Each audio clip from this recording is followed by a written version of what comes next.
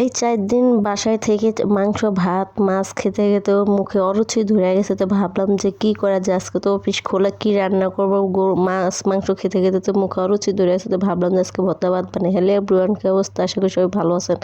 আমিও ভালো আছি। আজকে আমি টমেটো দিয়ে আর নতুন আলু সিম দিয়ে একটা ভর্তা বানাবো। তো দেখেন প্রথমে আলুগুলার টমেটো সিম একসাথে সবগুলা সিদ্ধ করে নিছি। অফ ক্যামেরা আপনাদের সাথে শেয়ার করতে মনে নাই। তারপরে এখন সেটা নামিয়ে নিছি। আর কি একটা অবস্থা, একটু পোড়া পোড়া লাগাইতে যে কড়াইটা পুরাটা পোড়া গেছে।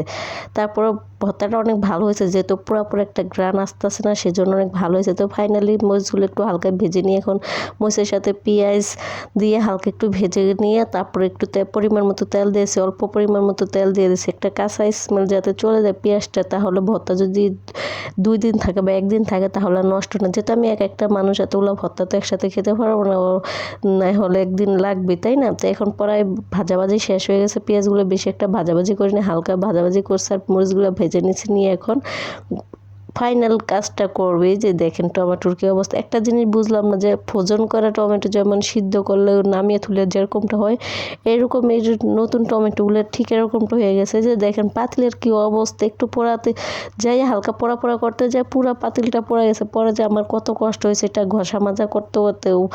তারপরে যাই হোক, অনেক কষ্ট করে তারপরে পোড়াটা উঠাইছে। যে দেখেন আলুগুলো ভালো করে ছিলে নিয়েছে, আর টমেটো সিম আলু দিয়ে একটা ভর্তা, একটা কম্বিনেশন, খুবই মজাদার একটা ভর্তা। গরম গরম ভাতের সাথে অনেকদিন বাসায় থেকে ভালো মন্দ খেতে খেতে মুখে এখন অরুচি ধরে গেলো। তো ভাবলাম যে আজকে অফিস খুলে একটা মজাদার ভর্তা বানাই তাহলে, তাই না? তো কথা বলতে বলতে দেখেন আলুগুলো ছিলাছিলি শেষ হয়ে গেছে, টমেটো তো উপরে চামড়াটা উঠেছে, সিম তো আগেও সবগুলো পরিষ্কার করে নিয়ে একসাথে ভালো করেই করে নিছি।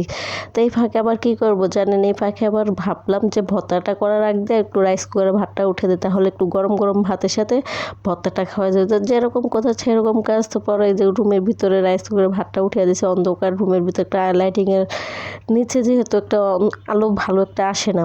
তো ভাতগুলো বসে দিয়ে ফাঁকে আবার ভর্তাটা করে দিক দিয়ে ভাতও হইতে থাকবে, ভর্তাটাও হইতে থাকবে। তা আমার মতো এরকম কে আছেন মিক্স ভর্তা খেতে ভালোবাসেন, এই টমেটো সিম আলু শীতকালে এই ভর্তাটা খুবই ভালো লাগে। তো ভাবলাম যে শীত তো চলে যেতে, এই ভর্তাটা না খেলে তো একটা মিস হয়ে যাবে, যে শীতকালে ওই ভর্তাটা ঐতিহ্যবাহী ভর্তাটা খাওয়াই না। আমার কাছে এটা শীতকালের ঐতিহ্যবাহী ভর্তা, আপনাদের কাছে কি কীরকম চা যায় না, আমার কাছে এরকমটাই। পরে এখন যে দেখেন কি একটা অবস্থা, পেঁয়াজগুলো শক্ত হয়ে গেছে, মরিচগুলো শক্ত হয়ে গেছে। একটা কি হয়েছে, বাসা আবার একটু গ্যাঞ্জাম হয়েছে, সেই গ্যাঞ্জামটা দেখতে যাইয়া মরিচগুলো ঠান্ডা হয়ে গেছে, যেন গোলাগুলি করতে মিক্স করতে সময় লেগে গেছে। যে ফাইনালি তারপরে সবগুলো একসাথে দিয়ে ভালো করে মিক্স করে নিয়েছি। আর যে এখন সরষের তেল পরিমাণ মতো দিয়ে দিয়েছি, কয়েকদিন সরষের তেলের অভাবে ভর্তাটা করা হয়নি।